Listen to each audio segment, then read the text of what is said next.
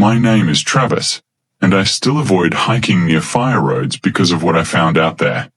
This happened in the fall of 2022 in the Ozark National Forest in northern Arkansas. I was 38 at the time and had been doing solo backcountry trips for years. Nothing extreme. Just long weekends away from people. No phone service. No traffic. No noise except wind through the trees. I worked warehouse shifts in Little Rock back then. 12-hour nights loading freight trucks. The woods were the only thing that ever made my head feel quiet again. I left on a Friday morning before sunrise and parked near an abandoned service road off Highway 23. I'd hiked that region before, maybe 6 or 7 times. It wasn't popular with tourists because the terrain was rough and there weren't many marked trails once you got deep enough in. That was exactly why I liked it. By noon, I'd hiked close to 8 miles and found a ridge overlooking a narrow creek basin. Good spot for camp. Flat ground. Tree cover. Running water nearby. I set up a top shelter between 2 cedars, gathered firewood, and cooked ramen while the sun dropped behind the hills. Everything felt normal until I noticed smoke through the trees. At first I thought it was another camper. Smoke columns happen all the time in national forests during hunting season. But this smoke looked strange. Thin. Controlled. Almost hidden. It was coming from downhill about 200 yards east of my camp. I stood there watching it for maybe a full minute before grabbing my flashlight and walking toward it. That was mistake number 1. The farther I went, the quieter the woods became. No birds. No insects. Just my boots crunching leaves. Then I found the trail. Not an animal trail. An actual footpath. The ground had been packed down from repeated use, and branches had been cut back recently with something sharp. Hatchet maybe. Whoever maintained it knew what they were doing. I followed it downhill until I saw the camp. There were no tents. Just structures.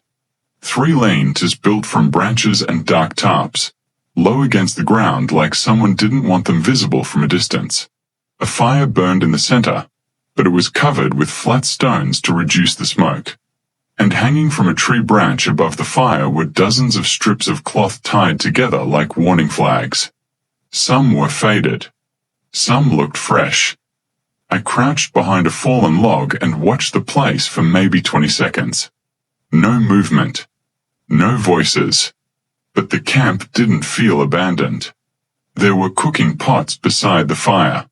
A folding chair. Empty water jugs stacked neatly near one of the shelters. Then I noticed something else. There were shoes lined up outside one of the lean-tos. 5 pairs.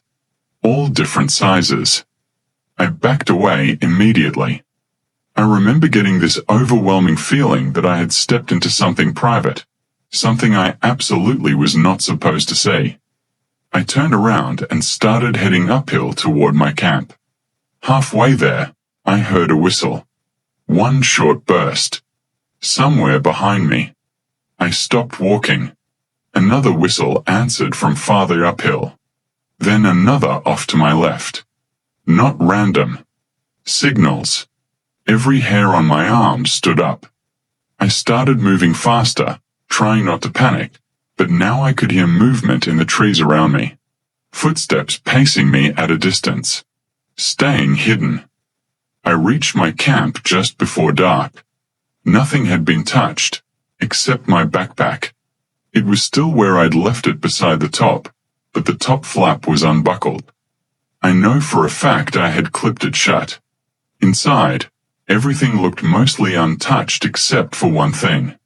My compass was gone. Not my food. Not my flashlight. Just the compass. At that point I stopped trying to rationalize it. I packed immediately, skipped the fire entirely, and started hiking back toward the service road even though night was coming fast. The woods felt wrong now. Every few minutes I'd hear another whistle somewhere in the distance. Sometimes close. Sometimes far away. Always answered by another. About an hour into the hike, I saw a light moving between the trees behind me. Not a flashlight beam. A lantern. Dim yellow light swaying slowly through the forest. Whoever carried it never got close enough for me to see clearly, but they stayed behind me the entire hike out. I finally reached the road around midnight. And that's where things got worse. My truck wasn't alone anymore. A rusted green pickup I'd never seen before was parked directly behind mine. Engine cold. Nobody inside. But written across the dust on my driver's side door were 4 words. You walk too far. I got in the truck and left so fast I nearly slid into a ditch turning onto the highway. I reported the camp to the Forest Service 2 days later.